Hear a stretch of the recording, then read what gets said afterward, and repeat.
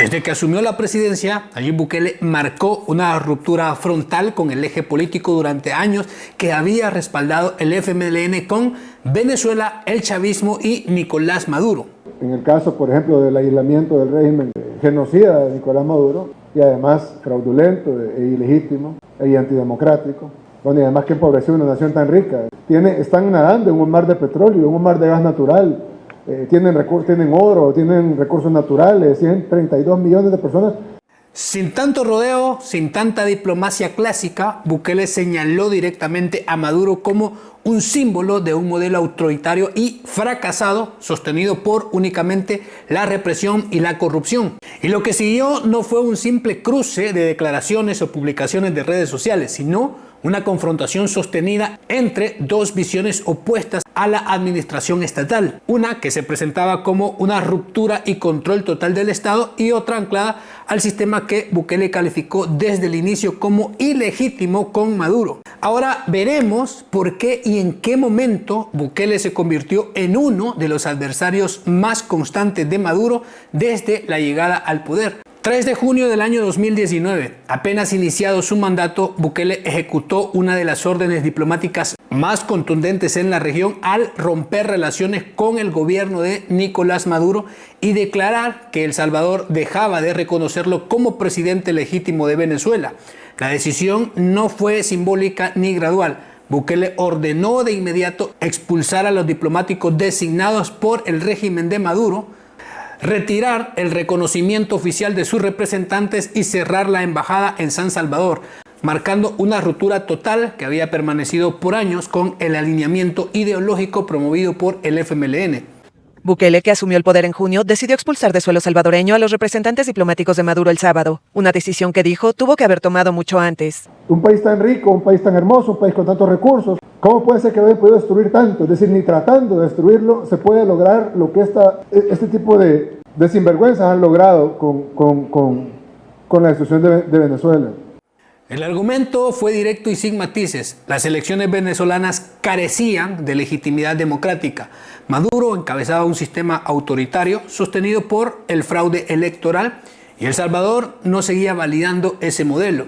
Desde el gobierno de Maduro respondieron con furia, acusando a Bukele de sumisión a los Estados Unidos y de traicionar la integridad latinoamericana, mientras el nuevo presidente salvadoreño hizo pública la decisión en redes sociales, sin diplomacia clásica ni comunicados tibios, dejando claro que las diferencias no eran coyunturales, sino una confrontación de fondo entre dos sistemas de gobierno incompatibles. Desde ese momento la relación quedó rota y el enfrentamiento entre Bukele y Nicolás Maduro pasó de lo institucional a lo personal y permanente, inaugurando una marcada diferencia política que ya no se resolvería en Cancillería, sino en el terreno abierto y áspero de la confrontación pública.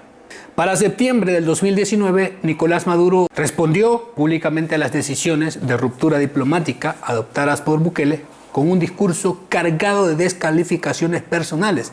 Desde un acto oficial transmitido por los medios estatales cubanos, Maduro calificó a Bukele como un pelele del imperialismo, acusándolo de obedecer órdenes de los Estados Unidos y de carecer de autonomía política. El episodio tuvo un dato particularmente revelador. En el evento se encontraba Salvador Sánchez Serén, ya fuera del poder y huyendo de El Salvador, pero hasta sus últimos momentos bien alineado con Maduro, quien entre risas aplaudió aquel discurso incendiario de Nicolás Maduro. La escena dejó en evidencia no solo la molestia de Maduro ante el viraje diplomático salvadoreño, sino también la fractura simbólica entre dos etapas políticas en El Salvador. Una que mantuvo cercanía con Caracas y la otra que decidió confrontarlo y desecharlo abiertamente, convirtiendo el insulto en un acto político y una respuesta pública directa y desafiante hacia Bukele. Tenga la seguridad el pueblo de El Salvador que ningún mequetrefe, ningún pelele de imperialismo como el tal Bukele va a separar a los pueblos de El Salvador y de Venezuela. Bukele, el que se mete con nosotros se seca. Te secará, Bukele.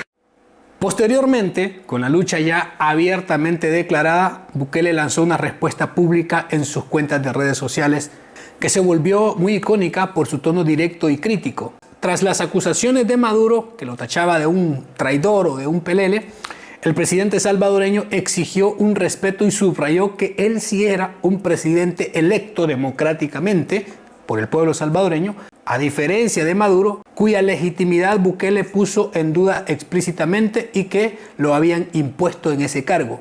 Además, con un gesto irónico añadido que en El Salvador, sin estar sobre un mar de petróleo como en Venezuela, un rollo de papel higiénico no costaba el salario de un mes, en una clara crítica al colapso económico que Maduro había llevado a Venezuela en ese momento. Para el año 2024, tras la celebración de elecciones presidenciales en Venezuela, donde impusieron a Maduro otra vez, Bukele reaccionó públicamente con una crítica severa y sin matices del proceso electoral. Calificó los comicios como un fraude, señalando que lo que se había visto en ese momento en Venezuela no tenía otro nombre más que fraude. Y sostuvo que los resultados oficiales del Consejo Nacional Electoral no tenían relación con la realidad sobre el terreno ni lo que debería ser el proceso democrático creíble, subrayando así su rechazo absoluto a la legitimidad del triunfo de Maduro y manteniendo su postura firme contra el régimen en Venezuela. El conflicto entre Nayib Bukele y Nicolás Maduro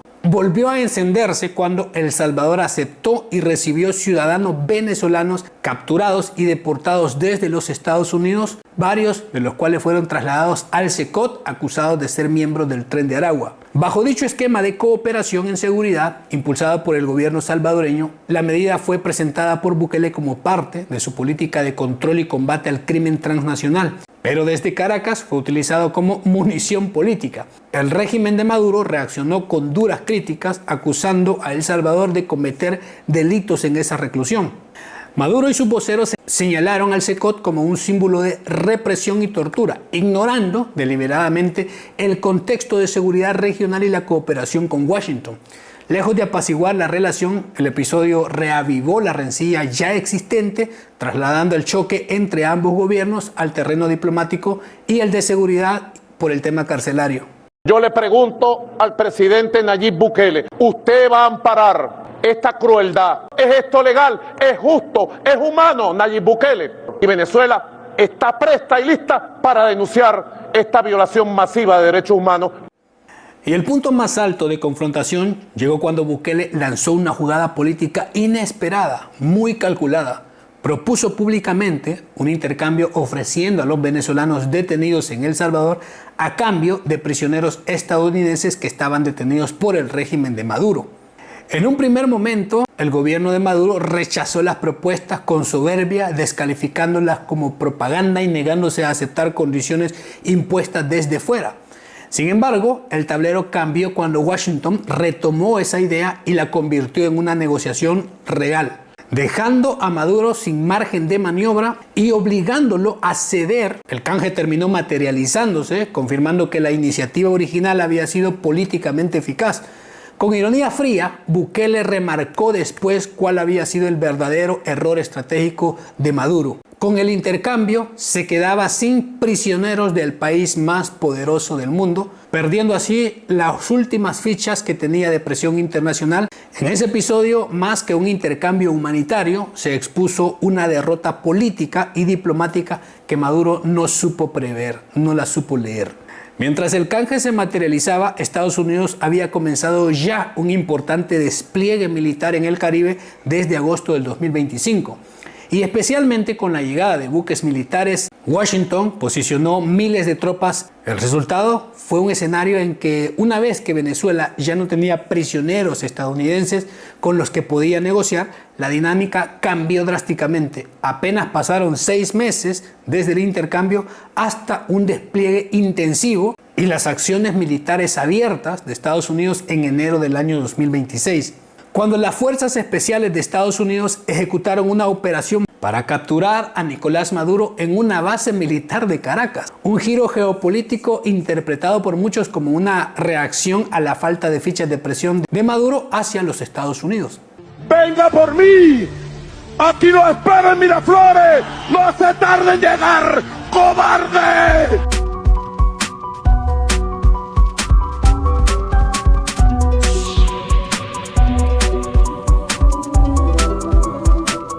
Sin tales fichas de negociación, la mesa, y con el margen diplomático agotado, Estados Unidos avanzó hacia la fase decisiva.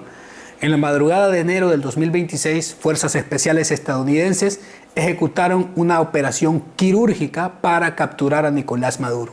Sin anuncios previos y sin dar tiempo de reacción a la estructura de poder de Caracas y un ejército plenamente vulnerable, la acción fue descrita como rápida, precisa e impecable. En cuestión de horas, el hombre más fuerte del régimen, Nicolás Maduro, estaba fuera del país en un helicóptero, dejando en evidencia que una vez cerrada la vía de la negociación, Washington optó por la fuerza directa y dejó al régimen sin capacidad real de respuesta. Con una ironía fría y perfectamente calculada, Nayib Bukele reaccionó en las redes recordando, así como quien cobra una apuesta, que ya había advertido que Maduro no tenía prisioneros con cuales negociar. Bukele rescató además el viejo video en el que el chavismo lo llamaba pelele, dejando que aquellas imágenes hablaran solas en un nuevo contexto, el del líder venezolano capturado, esposado, sin margen político. El mensaje fue claro y mordaz. Aquel enfrentamiento mediático e ideológico terminó con los hechos imponiéndose sobre la retórica y con Maduro arrestado, siendo llevado a los tribunales en Nueva York. Pero también porque fue derrotado diplomáticamente al quedarse sin un solo prisionero con el cual negociar.